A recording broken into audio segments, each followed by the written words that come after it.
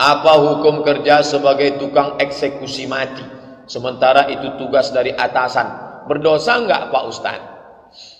Untuk Indonesia, biar supaya yang menembak itu tidak merasa berdosa, maka dipajang ramai-ramai, tak tahu pelurunya siapa yang punya. Jadi di situ tak dikasih tahu entah peluru siapa. Supaya apa? Supaya secara psikologis dia tak merasa bersalah. Akhirnya dia tembak.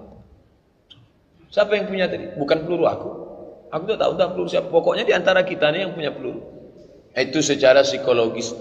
Tapi bagaimana dengan yang ada di Jeddah, Masjid Qisas, di Kornes, satu orang megang pedang panjang, langsung kepala, duduknya macam duduk tasyahud awal, tangan diikat ke belakang, tengkuk menunduk,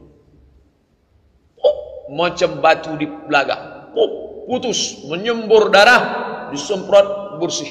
Saya menengok 3 kali, menengok. Selesai saya menengok tu, balik 2 hari tak makan, hilang selera makan. Pulang dari tempat pemotongan naik taksi, kekar, jamu panjang. Minen entah, dari mana kamu? Ana syuftu al-qisas hadha. Saya baru nengok orang qisas. Wallahi ana ma syuftu. Demi Allah saya seumur hidup tak pernah nengok. Kalau dia kekar tegak. Kenapa tak nengok? Tak berani saya. Berani kali kamu. Bagaimana hukum dia itu? Dia sedang menegakkan hukum Allah. Kalau dia tak ada siapa itu, maka dia tak boleh merasa berdosa. Dia tak boleh merasa menghabisi nyawa orang lain. Psikologis dia harus dikuatkan. Maka dia itu harus diceramahi 4 mata. Kamu sedang melaksanakan hukum Allah. Kalau tidak, kalau tidak dia nanti terasa bersalah. Aku sudah membunuh, aku sudah membunuh, aku sudah membunuh. Kita kadang motong ayam aja kita tak merasa berdosa.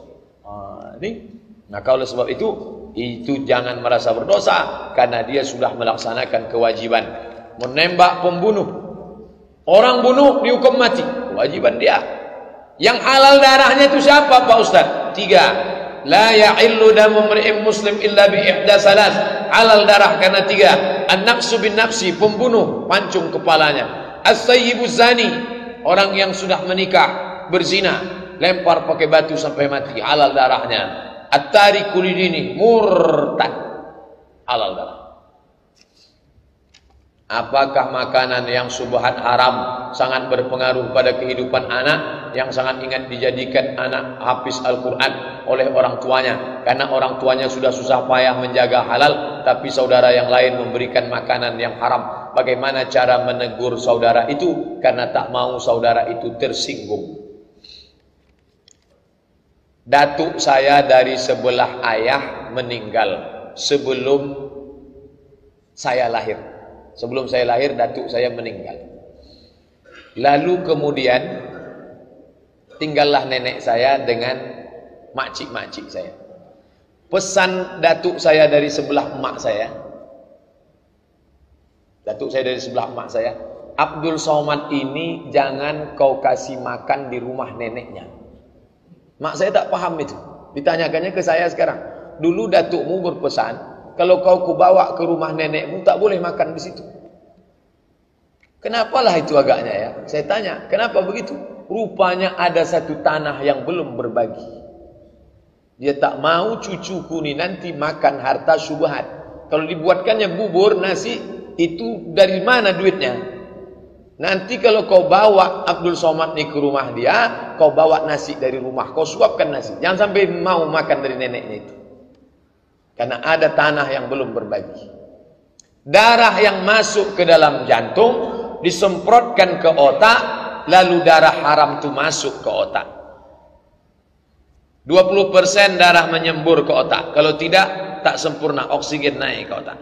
Nasiyatin, ubun-ubun, kazibatin, bohong-bohong-bohong, khati'atin, dosa-dosa-dosa. Lama saya tak paham kenapa ubun-ubun bohong dosa, ubun-ubun bohong dosa. Sampai akhirnya adik-adik dari Fakultas Kedokteran jurusan otak mengundang saya. Bapak Ibu hadir acara itu, seminar otak. Ustadz, bisa kami undang seminar otak? Saya tak paham. Otak-otak saya tahu. Ustadz tentang ayatnya aja. Nanti yang menjelaskan ini dokter spesialis otak. Dokter kita selalu juga hadir pengajian kita. Barulah saya mengerti. Rupanya darah ini menyembur ke otak. Otak ini terbagi 4. Otak muka, otak belakang, otak kanan, otak kiri. Yang berpikir itu mana? Otak muka. Darah yang haram tadi menyembur ke otak. Itulah maka pikiran itu kotor. Tertulis Victor, pikiran kotor. Haram, haram, haram. Jangan suapkan makanan haram. Wa ghudhiya bil haram. Ghudhiya bil haram. Setengah mati ustadz mengajar di sekolah tak masuk. Karena masuk haram, haram, haram. Na'udzubillah. Saya sangat tersinggung. Tak perlu tersinggung. Nenek makcik saya tak tersinggung. Mak saya bawa nasi. Tak pernah tersinggung. Bawa. Ini anak. Karena kalian belum berbagi. Ada tanah. Sebagian sudah. Ada satu yang belum kalian bagi. Saya sangat perhatian dengan serial India. Yang menjamur. Banyak orang tua gemar menonton dengan anak-anak. Bagaimana orang itu Pak Ustadz? Apakah dapat mempengaruhi akidah anak? Komplitlah sudah. Nasiyatin kazibatin khati'ah. Nonton pula utaran. Macam-macam namanya. Oleh sebab itu ini jangan ditonton. Bagaimana caranya Pak Ustadz? Belikan flash disk. Flash disk. Isi flash disk itu